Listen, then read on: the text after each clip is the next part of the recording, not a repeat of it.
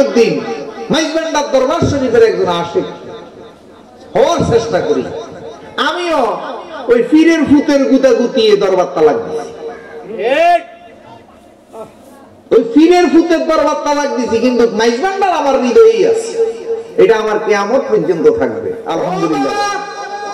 আমরা সেই ধর্ম করব যেই ধর্মের মধ্যে মান থাকবে না, অহংকার থাকবে না, হিংসা থাকবে না, সিটারি থাকবে না, ধর্ম ব্যবসা থাকবে না।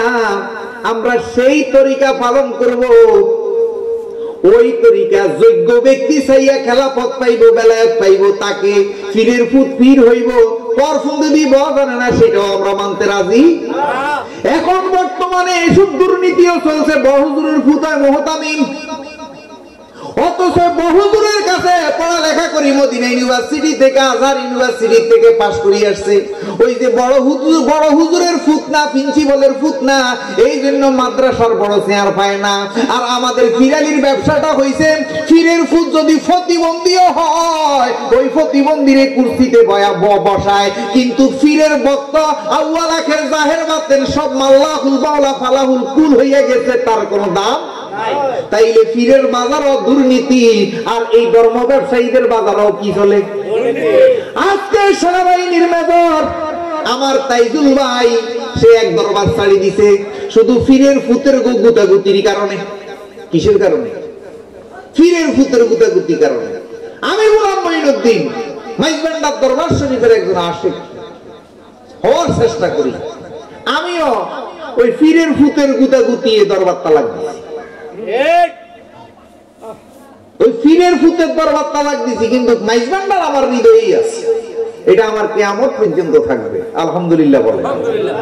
কিন্তু পীরের ফুতের গো ধর্ম ব্যবসার কাছে আমি এগুলোর কাছে নাই।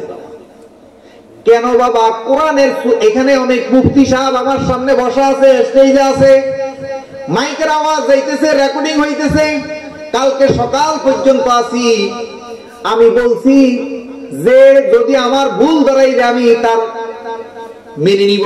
কেন? ভুল থাকতেই পারে। ভুল করে নাই কে? শয়তান। শয়তান ভুল শয়তানও করছে, কিন্তু ভুল নাই ফেরেশতা। ভুল নাই কার? শয়তানও তো ভুল করার কারণেই তো শয়তানেরও ভুল আছে। তাই আমি ফেরেশতা না, জানার অনেক কিছু বাকি আছে। কেন? যে লাইনে পড়ালেখা করি আসছি সব ভুল।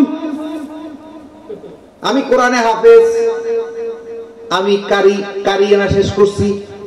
যারা এখানে আলেম আছেন তারা আমার কোরআন তেলাওয়াতটা শুনে বুঝছেন যে আমি কারিয়ানার কতটুকু দক্ষ আছে। 3 আলিফ 4 আলিফ, মধ্যে মুনফাসিল, মধ্যে লাজিম, এগুলা কদ্দুর টানছি বুঝি গেছেন। এরপরে যে লাইনে পড়ালেখা করি আসছি, ওমা সাইডে এই লাইনটা প্রতিষ্ঠিত করছে ইহুদি নাসারা। এই লাইনটা কে প্রতিষ্ঠিত করছে? ও বাবা,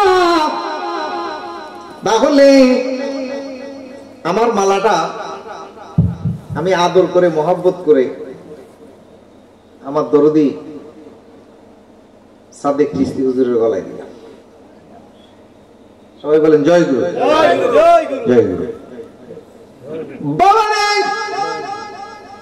হাফেজ হইলাম কোরআনের। এখন কোরআনের হাফেজ হওয়ার কথা কোরআনের কোথাও নাই। এখন গবেষণা করে দেখলাম হাফেজ বলে তারে 30 পারা যে মুখস্থ করছে তাকে হাফেজ কয় না। 30 পারা মুখস্থ শয়তান ও জানছে। কে লাগে? ইবলিস। আজাজিল আলাইহিস সালাম ফেরেশতার কি ছিল? ওস্তাদ ছিল, সত্তার ছিল, তার জ্ঞানের কোনো কম ছিল না।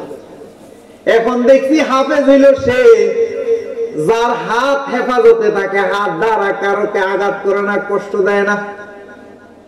হাফেজ হইল সে যার মুখমণ্ডল দ্বারা, মুখ দ্বারা কেউ কষ্ট পায় না। হাফেজ হইল সে যার এই পাও আকাম কুকামের দিকে যায় না, পাওকে যিনি হেফাজত করছে, হাতকে যিনি হেফাজত করছে, চোখকে যিনি হেফাজত করছে, মুখকে যিনি হেফাজত করছে, কানকে যিনি হেফাজত করছে, তিনি হইল হাফেজ। জোরে কোন আলহামদুলিল্লাহ। এই হাফেজের দ্বারা বাবা কারো ক্ষতি হবে না, আর যারা কোরআনে হাফেজ হয়, কোরআনটা এই পৃষ্ঠার থেকে ওই পৃষ্ঠা মুখস্থ করে ফেলে, দেখা যায় কিছুদিন পরে চুরি লুচ্চামি ডাকাতি বদমাশি তো ধরা খায়। তাইলে বুঝা গেল এই লাইনের হাফেজের কোনো কাম নাই। তাইলে যিনি হাতকে হেফাজত করছে, মুখকে হেফাজত করছে, নাককে হেফাজত করছে, চোখকে হেফাজত করছে, প্রকৃত পক্ষে সেই হইল আল্লাহর হাফেজ। যেরকম আলহামদুলিল্লাহ। তাইলে এতদিন কোরআন দ্বারা হাফেজ হইছি, হাফেজ দাবি করছি, আসলে বুয়া। আসলে কি? আসলে বুয়া হাফেজ। কেন? কোরআনটা মুখস্থ ইহুদি নাসারারাও ভালো করে জানে। এই কোরআনটা বাংলা করছে গিরিশ চন্দ্র সেন, সেও মুখস্থ করছে। তাইলে তারে কি হাফেজ কবে? তাইলে বাবা এবার আসেন, ফাজল কামেল এইগুলা করছি। হায় হায় রে বাবা রে, এইগুলার মধ্যে দেখি আরেক গোমর। এই শিক্ষা দেখি এই দেশে মাদ্রাসা প্রতিষ্ঠিত করছে সর্বপ্রথম খ্রিস্টান। 126 বছর খ্রিস্টানরা প্রিন্সিপাল মাওলানা মুহাদ্দিস ছিল। যখন তারা বুঝতে পারছে এই দেশের মানুষের ব্রেনে ব্রেনে অঙ্গে অঙ্গে ঢুকাইয়া দিতে পারছি, তখন তারা এটা ছাড়ি দিয়া যারা সৃষ্টি করছে ওদেরকে দিয়ে গেছে গা। তাইলে এটাও তো আরেক ভুল। এই জন্য বাবা এই সবাই ইসলামের দল। সবাই কিসের দল? এই দেশে ইসলামের দলের অভাব আছে? আমি নাম নিলাম না, কিন্তু বাবা গো সবাই এক প্ল্যাটফর্মে আসতে পারে না। কেন আসতে পারে না? এই যে ব্রেনের ভিতর ইহুদি নাসারার এলেম এমন ভাবে ঢুকাইয়া দিতে রে। এই যে কোরআন শরীফটা মুখস্থ করতে আমি 2 বছরে শেষ করছি, 1.5 বছরে হাফিজি শেষ করছি। এরপরে ওই যে দাওয়াত, এটা শুনানি করছি, তালবাহানা করছি, এই মাদ্রাসা ঘুরতে ঘুরতে 2 বছরে শেষ হয়েছে। প্রায় 8-10 বছর তারাবি পড়াইছি। এখন দেখি তারাবির মধ্যে ওযুতে 4 ফরজ। কোরআন শরীফের মধ্যে আসছে হাত ধোয়া, মুখ ধোয়া, মাথা মাসে করা। এটা কোরআনের আয়াত, 6 নম্বর আয়াত, সূরা মায়েদার মধ্যে। এখন আমি ওযু কইরা যাইয়া আবার ওযুতে 4 ফরজ দাঁড়াইয়া দাঁড়াইয়া আল্লাহরে শুনাইছি। কোরআনের আয়াত দিছে আল্লাহ কি জন্য? ওযু, হাত ধোয়া, মুখ ধোয়া, মাথা মাসে করা। এটা কোরআনে আসছে 4 ফরজ, সূরা মায়েদার 6 কি 3 নম্বর আয়াত। যা কোরআন শরীফে এই আয়াতটা আছে, আমার এখন সূরাটার নাম মনে আসতেছে। তাইলে আমি হাত ধোয়া, মুখ ধোয়া তারাবির নামাজে দাঁড়াইয়া আবার বলতেছি হাত ধোয়া, মুখ ধোয়া, মাথা মাসে করা, এগুলো ফরজ। কিও আমি এই কাম তো কইরেই গেছি, আবার এমন আল্লাহর সামনে রেখে কওয়া লাগবো? কারে কি বলিব গো আমি ভুলের ঘরে কহিরা গো আইসি ভুল। আমি কারে কি বলিব গো আমার ভুলের ঘরে কহিরা গো আইসি ভুল। আরে সেই ভুলের কারণে গো আমার, সেই ভুলের কারণে আমার পাইগা গেছে মাতার সুল। আমি ভুলের ঘরে কইরা গো আইসি ভুল। বাজান রে, এই দেশে স্বপ্নে পাওয়া সবকিছু প্রতিষ্ঠিত হইয়া গেছে। এই আজানটা স্বপ্নে পাওয়া। আজানটা কিসে পাওয়া? স্বপ্নে পাওয়া। এই সূরা ফাতিহাটা কোরআন না, এটা হাদিস। যারা ফাজল কামেল করছে তারা বুঝবে, কামেলের পরীক্ষার প্রশ্ন থাকে। এই 5 ওয়াক্ত নামাজ স্বপ্নে পাওয়া। এই কোরবানিটা ইব্রাহিম আলাইহিস সালাম স্বপ্নে দেখছে, ইসমাইলের কোরবানি করছে, ইব্রাহিমও কোরবানি করেন, এটা স্বপ্নে দেখছে। এটা প্রতিষ্ঠিত। স্বপ্নে পাওয়া সবকিছু প্রতিষ্ঠিত। আর যেটা কোরআনে আছে, যেটা ডাইরেক্ট আল্লাহর নির্দেশ, সেটার কথা আমরা খবরও রাখি নাই। সেটার খবরও রাখি নাই। সেটা কোথায় আছে এটাও তালাশ করি নাই। শুধু এই দেশের মধ্যে ধর্ম ব্যবসাটা প্রতিষ্ঠিত হওয়ার কারণে, এই ধর্ম ব্যবসার কারণে আল্লাহর কোরআনে সূরা ইয়াসিনের 21 নম্বর আয়াত, ইত্তাবিউ মা লা ইয়াসআলুকুম আজরা ওয়া হুম মুহতাদুন। যারা এই বক্তাগিরি করে, যারা আল্লাহ রাসূলের কথা বলে, দ্বীনের কথা বলে, কিছু আশা করে টাকা পয়সা, আল্লাহ কয় তাদেরকে মানিও না। আল্লাহ কি কয়?